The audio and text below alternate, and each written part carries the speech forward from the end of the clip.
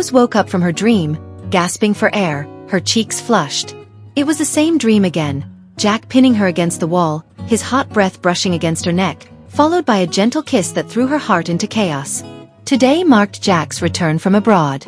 Rose, her best friend, who also happened to be Jack's niece, and Jack headed to the airport to pick him up. Upon seeing Jack, the niece cleverly left the two alone, asking him to drop Rose off at her school before disappearing. Rose felt a hint of secret delight. On the way, she sketched Jack's silhouette in her notebook, but a moment of distraction caused her to sprain her ankle. Jack, quick on his feet, scooped her up in a bridal carry. The intimacy of the gesture made Rose's heart race. Back at school, Rose realized that her USB drive, which contained sketches of a nude Jack, had accidentally been left in his car. With no choice, she braced herself and headed to Jack's house that night. At the door, she was met by Jack fresh out of the shower. Before she could speak, Jack casually invited her to stay the night, explaining that the dorm curfew had passed and her only other option was a hotel. Embarrassed but with no other choice, Rose agreed. Jack teasingly reminded her not to visit a man's house so late at night in the future. To ease the awkwardness, Rose chatted with her best friend over the phone. Jack overheard and asked if she was talking to her boyfriend, which Rose quickly denied. Just then, the doorbell rang. Jack's assistant had returned her USB drive. Mortified, Rose fled to the guest room. The next morning, Rose hurriedly grabbed a glass of cold milk to drink before leaving, only to have Jack appear silently behind her. Startled, she nearly spilled the milk, but Jack caught it in time and softly reminded her not to drink cold milk in the morning. He then invited her to a family meal at his father's house. At the meal, Jack's father urged him to settle down and marry. Jack revealed he already had someone he liked. Hearing this, Rose was overcome with a wave of disappointment. She excused herself from the table, her mind drifting to 7 years ago. At that time, she and her best friend had been involved in a fight at school. Jack had come to take his niece home, leaving Rose to wait alone in the dark for her parents, who never came. Jack eventually took her home. From that moment on, every male protagonist in her drawings had resembled Jack. The thought that the person she secretly admired might like someone else filled her heart with bitterness. A call from her best friend interrupted her thoughts. They arranged to meet for a meal, and Jack came to pick them up. However, upon arrival, Rose found that Jack was alone. She tried to maintain a distance, which Jack quickly noticed, asking if their age gap was the reason for her coldness. Rose shyly looked away. At the restaurant, her best friend excitedly shared a new comic book whose male lead strongly resembled Jack. Panicked, Rose tried to silence her, as she was the author of the comic. This raised Jack's suspicions. Later, her best friend dragged her to a party to help her meet new people. Rose reluctantly agreed, preferring it over spending time alone with Jack. Jack, noticing her compliance, placed a peeled shrimp on her plate and firmly instructed them to be home by 11 p.m. At the party, Rose drank to drown her sorrows, eventually getting drunk. A group of boys offered to escort her back, but a man suddenly intervened and pushed them away. In her intoxicated state, Rose kissed the man on the lips. It was Jack.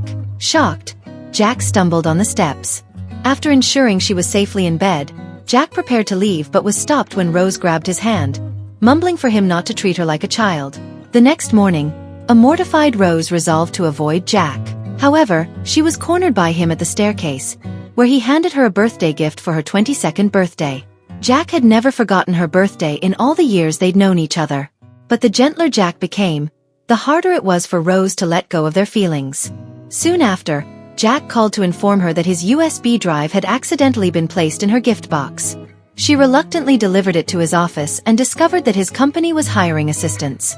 Seizing the chance, Rose secretly applied for the job. The next day, Jack found his new secretary to be none other than Rose. Smiling, he asked her to help tie his tie. As she expertly did so, Jack became jealous, accusing her of having practiced on someone else. In retaliation, he yanked off her ribbon as punishment. Not long after, Rose, hungry and slouched over her desk, was caught drooling by Jack, who handed her a tissue and took her to his office for lunch. He gave her 2 boxes of candy, instructing her to snack when hungry, but also warned her against wearing low-cut tops. Embarrassed, Rose mumbled that he wasn't her boyfriend before leaving. One day, Rose accidentally spilled tea on a colleague named David, who demanded compensation with ill intentions. Jack stepped in to resolve the situation and, in the process, accidentally brushed against her lips. Both froze in awkwardness. Rose, flustered, nearly tripped but ended up falling against Jack's chest, leaving him momentarily stunned. That night, Jack stared at a photo of Rose on his phone, considering the idea of becoming her boyfriend. David began pursuing Rose, but she subtly rejected him by gifting him a drawing that hinted at his flirtatious nature. When Jack requested a drawing of himself, Rose, hiding her true feelings, deliberately made it comical. To her surprise, Jack made it his profile picture, leaving Rose delighted. One evening, David followed Rose to her hotel. Jack, seething with jealousy, misinterpreted her intentions when he saw her in a revealing nightgown. Angrily, he demanded she take it off and draped his jacket over her, declaring she wasn't allowed to go anywhere that night. Believing Jack had no romantic interest in her, Rose became disheartened until he assigned her a major project. Nervous, she asked what would happen if she failed. Jack smirked, saying, "Then you'll have to compensate me with yourself." While searching for research materials in the library, Jack stumbled upon Rose's secret comic. Flustered, she tried to snatch it back, but Jack teasingly held it out of reach. In the commotion, she almost collided with a bookshelf, and Jack quickly reached out to cushion her head with his hand, leaving them in a suggestively intimate position that made both feel awkward. Meanwhile, Amy, eyeing Rose's project, attempted to seduce Jack. Rose accidentally witnessed this and, heartbroken, drowned her sorrows with her best friend. During their conversation, she learned from her friend that Amy was Jack's matchmaking candidate. Devastated, she cried, and David happened to be present, further complicating matters when Jack misunderstood Rose's tears to be for David. The misunderstanding between them only deepened. Things took a turn when Jack found Rose's comics and realized her true feelings for him. He also learned from his niece that she had rented a nightclub VIP room and invited 10 male models to cheer Rose up. Furious, Jack stormed in and cleared out the entire club. When Rose arrived, she found only Jack drinking alone in the private booth. He remarked mockingly, "Since you love to play so much, why don't you start by keeping me company?" With that, he pinned her against the table and kissed her passionately, exposing the secrets of her comic.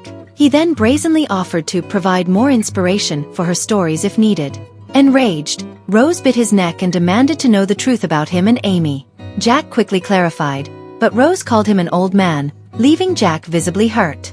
Jack later drove Rose home and saw her packing her bags, preparing to return to her parents' city. He spent the entire night waiting outside her door until she promised not to leave, and he even took the opportunity to convince her to move into his house. One day, while retrieving toothpaste from Rose's room, Jack used it as an excuse to steal a kiss under the pretense of testing the taste.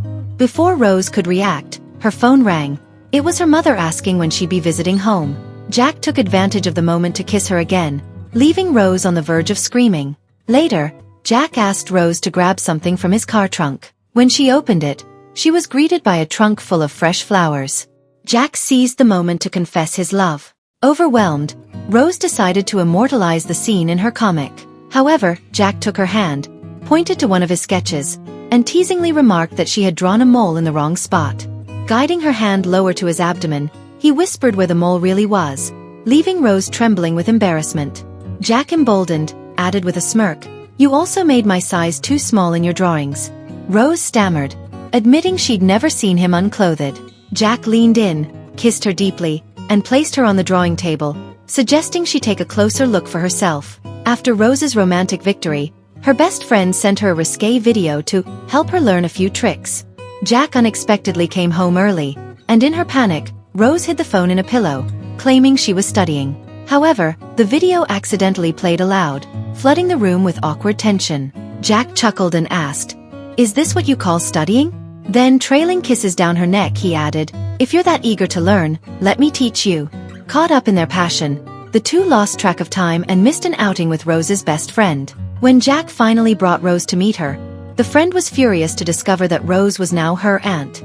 She scolded Jack for being a cradle robber and even extorted a hefty price from him as compensation. Jack then took Rose to meet his father, openly declaring that he wanted to solidify their relationship quickly, lest she regret being with him. However, Amy, learning of their relationship, began scheming to sabotage them. The next day, a painting of Jack mysteriously appeared in his office. To make matters worse, it bore a lipstick mark on his neck. Rose, feeling jealous, tugged at his shirt collar and left her own mark on his neck, a claim of ownership. Amy retaliated by posting photos of Rose on the school forum. Unexpectedly, The posts garnered praise for Rose's elegance and beauty. Jack took swift action to assert his claim over her, even going so far as to dress more youthfully to outshine potential suitors. His childish antics left Rose in fits of laughter. Jack's father, while initially scolding him for pursuing such a young woman, couldn't help but express his satisfaction with Rose and began pressuring them to marry. Rose planned to share the news with her own parents but discovered her father had been hospitalized due to financial difficulties. Distraught, she called Jack, who quietly resolved the issue behind the scenes. However, her parents felt she was still too young for marriage. After returning from her parents' home, Jack's friends threw a welcome party for Rose. During the event, David, learning of her relationship with Jack, lashed out, calling her unprincipled in the restroom. Unbeknownst to him, Jack was standing right behind him and delivered a harsh lesson. Determined, Jack visited Rose's parents to formally propose, bringing an extravagant betrothal gift and promising to wait until she graduated before marrying her. His sincerity won them over, and they eventually gave their blessing. That night, Jack held Rose tightly, and the two shared a tender kiss. On Rose's graduation day, Jack wasted no time and took her to register their marriage. Surrounded by friends and family offering their congratulations, Jack proudly announced that Rose was pregnant, sparking a wave of heartfelt blessings for the happy couple.